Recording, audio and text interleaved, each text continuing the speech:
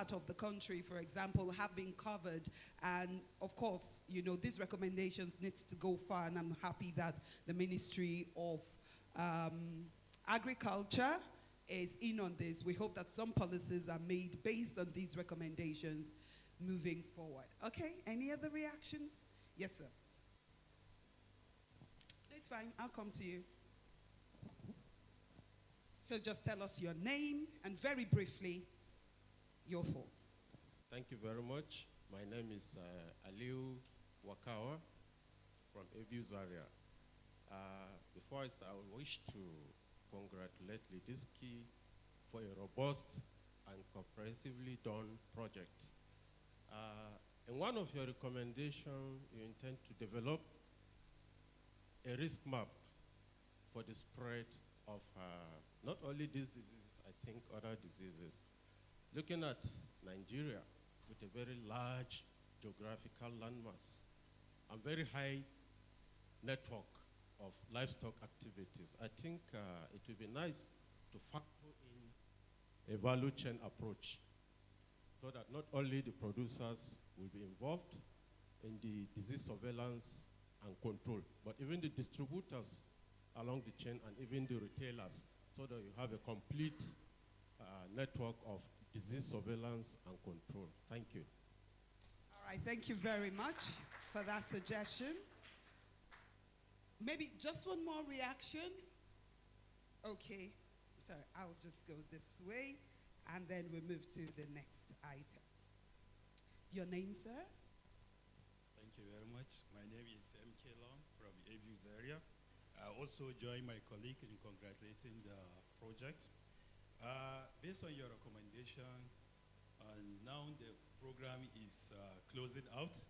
I think there's specific recommendations maybe should be related to other government agency that probably will take over implementation of such project, especially on vaccine delivery. You see the MVRI partnering with the Ministry of Agri to see that the vaccine gets delivered very well. And also on the training of the animal health workers, where you recommend routine training to partner with VCN in terms of dating and other things. I think we should be specific to see which of the agency will take over on. Thank you very much. Thank you very much. If Dr. Mohammed is willing, maybe a quick a quick response to, like his is a suggestion, you know, and just a quick response to that. Okay, thank you very much for that. Actually, we yesterday at the workshop, we agreed on the actors and the partners. We just didn't want to bias the discussion this morning, so we didn't assign. So for example, the idea of NGRI improving its distribution network and getting private partners to actually participate in distribution of the vaccines down to the last mile. We are already working with some private sector actors to trial that, and then once we complete scaling up, that is the way we think we should go. So thank you very much for the suggestion. Thank you, ma'am. I had said that was the last one, but this is the last one, I promise. Good afternoon, all. I'm standing in for the Chief Veterinary Officer of Nigeria, Dr. Siti Wakuru, who could not make it at this meeting. He has asked me to tender his apology. We cannot control Newcastle disease anyhow, just by vaccination, creating awareness. For all the tax in the country, the ministry has developed a policy document, a strategic document for their control. We have for PPR, we have for African swine fever, we have for foot and mouth disease, but we don't have for Newcastle disease. And we cannot just go into the field and just say we are trying to control Newcastle disease. want to inform this meeting that for the 2025 budget, the ministry has made provision for the development of a policy document for the control of Newcastle disease in Nigeria. Thank you. That's a good place to clap. Yes, thank you very much. And ladies and gentlemen, if you've been in this room since we started at about 9 a.m., you would agree with me that every session, every presentation, every speech has brought us closer, to maybe not the complete eradication of PPR or the Newcastle disease, but at least closer to a large solution, something that can take us eventually out of it. And if you know that Lidiski has done really well on this project, let me hear a resounding applause. Oh, make it louder. Thank you. I'd like it to be louder. It's not for me. It's for everyone. It's for all of you. It's for everything you have done, what you've done and what we believe you continue to do. So thank you very much. And on that note, I'd like to invite some of the beneficiaries. So all morning we have talked about what we've done, our findings, key recommendations and all of that. But we haven't really heard from those who have benefited from this project. So it's time to speak very briefly to those who have benefited, and let's hear their thoughts. What were their challenges before the beginning of this project, and how has this project helped, to help curb or just basically reduce the incidences of, the impact of PPR on their livestock. So I have Faith Goku. Faith Gokum is Faith. Oh yes, Faith, please come forward. Faith Gokum is a community animal health worker. A round of applause for her.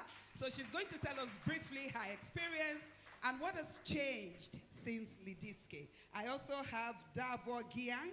Davo Giang is a livestock farmer. We will also talk to Davo Giang. Thank you, Faith, for being here. Ladies and gentlemen, a round of applause for Faith. So for those of you who don't know, my first profession is as a journalist. So this is me now becoming a journalist, asking the questions and going on with an interview. Hello, Faith. It's nice to meet you. What's your name? Okay, my name is Faith David Gokum. Okay, Faith, what do you do? I'm a community animal health worker When did you become one? since 2020. So that's at the beginning of this project. Why did you choose to become one? Seriously, from the introduction of the program, after school, I was not doing anything. I started to do with a little of which the business was not moving. So with the introduction of this program, they now pick us from the village. They send our name, we started training. After the training, they came down to our villages for campaign, introducing farmers to this very vaccine. It was very difficult for them to accept it. We now told them the importance. They now give them free, they tested, and they were happy. So through that campaign, they now follow us, they introduce us to them, to the farmers. They now follow us for the vaccine. We started by buying one vial to go and give them, 2 vials to go and give them. They now have trust in the vaccine. So from there, the demand was so much high. So they keep on demanding because they tested and trusted. And it become a source of income to me because I like going out to work and get the money. Economic empowerment. A round of applause for Faith. Maybe the next time, like Tancred said, she's going to be the next billionaire, right? Yes. So we started like that. Today, send that my husband see the demand is high. I will send through the Dr. Tai 2 vials, and the distance from my place to Jos is a little bit far. He now see the need for me to provide a storage facilities, of which he said I should try and raise some money. I'll go out in the night because when you go in that daytime, they will tell you that all the chicken has gone out. So I will try and go out in the night and walk, be able to gather some money to buy a solar fridge first. That was my first achievement. You've gotten one. Yes, I got one. After the solar fridge, I now have a little drug storage, of which all the time, even if I'm here, they are calling me some texts, they need vaccine, like that. Presently, I have a solar fridge that I keep my vaccine, and the business is moving. I'm very happy. Congratulations, Faith. We're going to be sharing in the profit, right? Thank you, Faith. Ladies and gentlemen, a round of applause for one of our community animal health workers. You know, like she said, it was a huge opportunity for her. And she's obviously a very smart woman. She decided, you know, to avail herself to the opportunity. And after the training, she's reaping the benefit. I think her husband may soon join her on this project. Yeah, I think so. It's fast becoming a family business. Is David here? Okay. Oh, Davo. Sorry, not David. Davo Giang.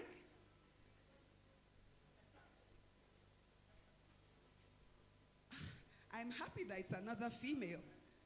I thought it was a male. Hi, Davo. Did I get your name correctly? How's it pronounced? Davo. Davo, yeah. Oh, I'm doing well today. So, Davo, what, as a livestock farmer, what has been, you know, the benefit that you have reaped from Lidiski? Tell us very briefly, what were the initial challenges you faced before this project came on to you? Okay, actually, we're having the problem of our livestock dying without being vaccinated.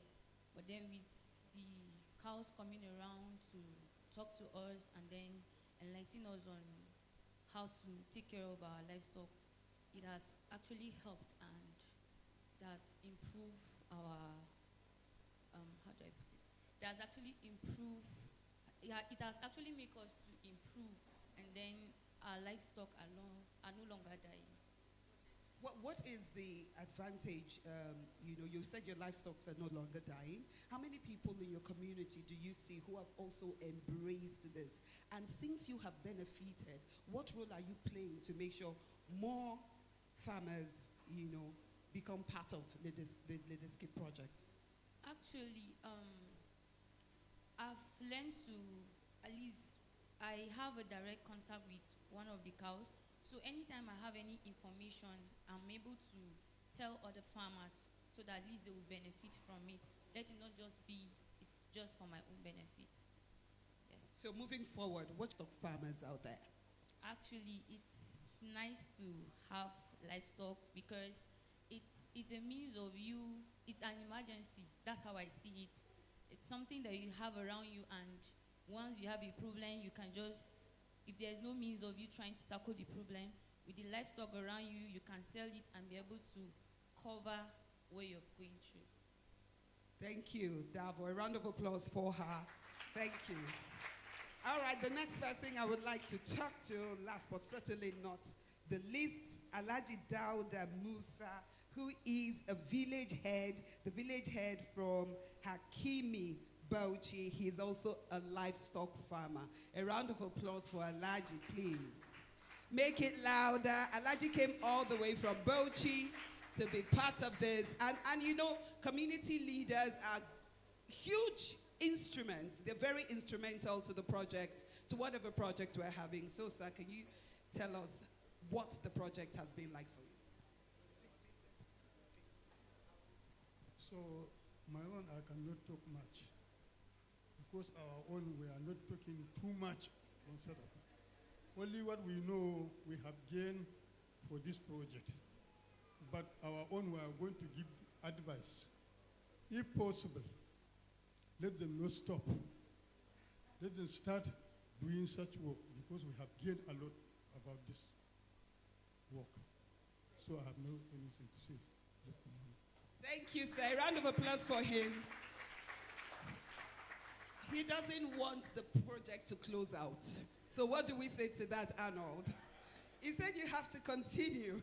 Well, I guess we'll see how that goes. But I do not blame him. There's been a lot of benefits and advantage. So on that note, I'd like to invite for the PPR vaccination and the road towards disease eradication in Nigeria, the official closing. Please help me make welcome Dr. Maryam Mohammed and Arnold Batey as they close out for us. A round of applause for both of them, please, ladies and gentlemen.